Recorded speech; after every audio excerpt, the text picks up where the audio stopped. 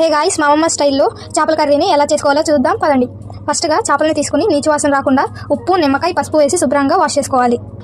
మా అమ్మ ఇలా పాత స్టైల్లో చేపల పులుసుని కలిపి పెట్టేసేది. ఇలా కడిగి పెట్టుకున్న చేపల్లో 4 ఉల్లిపాయలు ముక్కలు కోసుకుని వేసుకోండి. ఆ తర్వాత ఉల్లికాడ, టమాటాని శుభ్రంగా కడుక్కోవాలి.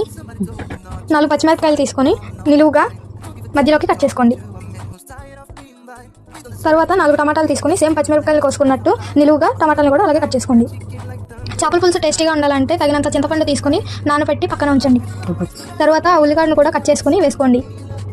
తగినంత ఉప్పు, పసుపు, కారం వేసుకోండి. అందులోనే సరిపడినంత ఆయిల్ వేసుకోండి. కొంచెం ఎక్కువ వేసుకోండి, ఎందుకంటే నాన్ వెజ్లో ఆయిల్ ఎక్కువ ఉంటేనే టేస్టీగా ఉంటుంది. వీడియోలో చూపిస్తున్న విధంగా చేపల ముక్కలకి పట్టేటట్టు కలుపుకోండి. అందులోనే చింతపండు రసాన్ని వేసి కలిపేయండి. అందులో తగినంత వాటర్ని వేసుకోండి. అంతే, కలిపెట్టేసాం. ఇదే మా అమ్మమ్మ చేసే ఓల్డ్ స్టైల్. కరివేపాకు చేపల పులుసులో వేసుకుని ఇంకా స్టవ్ మీద పెట్టేయాలి. మా అమ్మమ్మ మేము విలేజ్కి వెళ్ళినప్పుడు మాకు ఇలాగే ఎంతో టేస్టీగా ఆమె స్టైల్లో ఫిష్ కర్రీని అయితే చేసేది. చేపల కర్రీని అయితే ఎక్కువసేపు ఉడకబెట్టకూడదు, అదైతే తక్కువ టైంలోనే అయిపోతుంది. 10 మినిట్స్ ఉడికిన తర్వాత గరిటె పెట్టి తిప్పకుండా మనం ఇలా చేత్తోనే తిప్పుకోవాలి. అందులో కొంచెం అల్లం పేస్ట్ వేసుకొని మరి ఇంకోసారి తిప్పుకోవాలి. ఇలా మీరు కూడా ట్రై చేయండి, టేస్ట్ మాత్రం చాలా బాగుంటుంది. ఇందులో కొంచెం మెంతి పౌడర్, కొత్తిమీర, గరం మసాలా వేసుకొని 10 నిమిషాలు మగ్గనివ్వాలి.